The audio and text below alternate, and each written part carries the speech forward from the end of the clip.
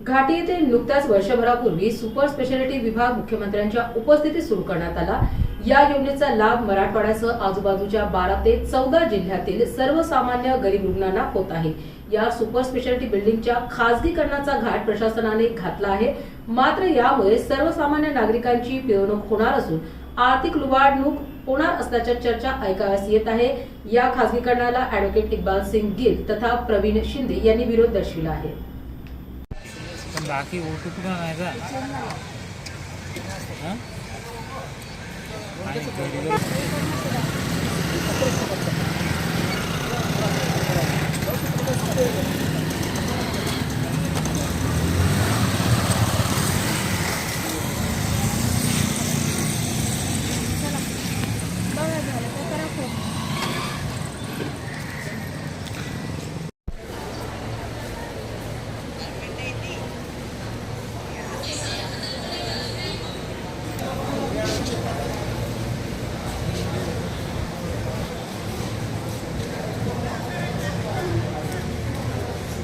स्पेशालिटीचा खाजगीकरणाचा सरकारने घाट घातलाय, काय वाटतं? सुपर स्पेशालिटी बिल्डिंग ही जी आहे ना, गोरगरीब रुग्णांसाठी एक बनलेला मोठा प्रोजेक्ट आहे।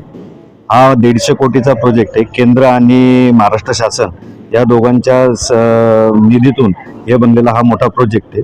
ह्या इथे जर सोयी सुविधा उपलब्ध करावे असं प्रशासनालाच वाटत नाही। कारण की त्याचं असं आहे की इथं जे मूळ पद आहेत, प्रोफेसरांचे, डॉक्टरांचे जे पद आहेत ते रूपांतरित करण्यात येते घडी घडी वारंवार, आणि ह्या अशा कंप्लेंटीवरती गेल्या की त्यानंतर मग शासन काय करतं की याला खाजगीकरण करू। मग खाजगीकरण केल्यानंतर यांना गोरगरिबांना सुविधा भेटेल, त्यांच्यात इंटेन्शन काय?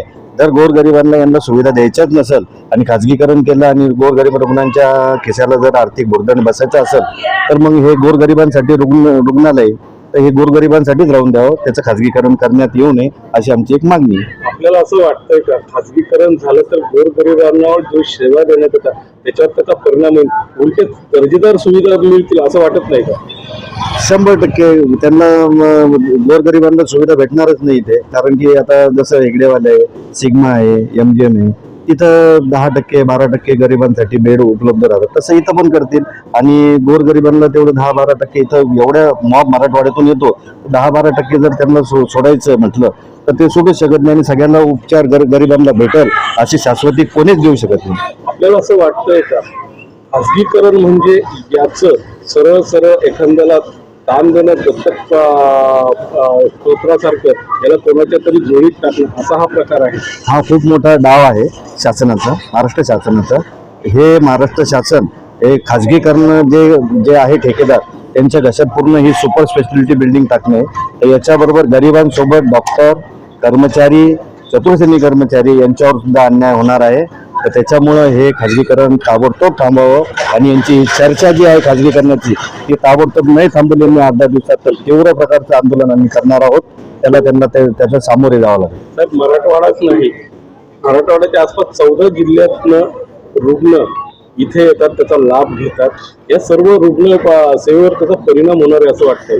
हो, परिणाम तर 100% होईल। जर खाजगीकरण जर झालं तर जे पैसे बलाढ्य लोक आहे पैशाने घेतलेले, इथं जर अत्याधुनिक मशिनरी आहे इथे तर ते पण इथं हे सोयी सुविधा घेतली आणि गोरगरिबांवर अन्याय होणार आहे। माझं काय म्हणणं आहे, खाजगीकरण करायचं ना तर गव्हर्नमेंटने एखादी मोठी लँड देऊन द्यावं त्यांना आणि तिथं त्यांनी त्यांचं प्रोजेक्ट बनवावं आणि तिथं चालू करावं खाजगीकरण त्या तत्वावर। जसं की 1 रुपया भाड्याने एखादी जमीन द्यायची आणि जसं चालू आहे आता पुण्याला जसं झालं तसं करावं। आम्ही जे आमच्या ताटातलं कशाला खात आहे, गरिबांच्या ताटातलं खाजगीकरण करू नये।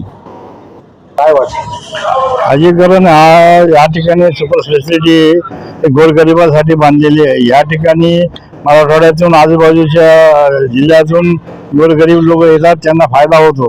परंतु खाजगीकरण केलं तर एखाद्या योजनेमध्ये हा प्रोजेक्ट टाकल्यासारखा होईल आणि तो बलाढ्य असा लोकांना त्रास देणार आहे आणि खूप पैसा गोरगरिबांना झेपता येणार नाही आणि ह्या ठिकाणी त्यांना उपचार मिळणार नाही। तर असं शासनाचा जर सरकारने जर आपली मागणी मान्य नाही केली तर वेळ प्रसंगी आपण न्यायालयीन लढाई लढणार आहात का? न्यायालयाच्या नंतर लढू, त्याच्या अगोदर आम्ही निदर्शने करू, निवेदन देऊ आणि जे काही आमच्याकडे होईल मग त्याच्यानंतर मग आम्ही न्यायालयामध्ये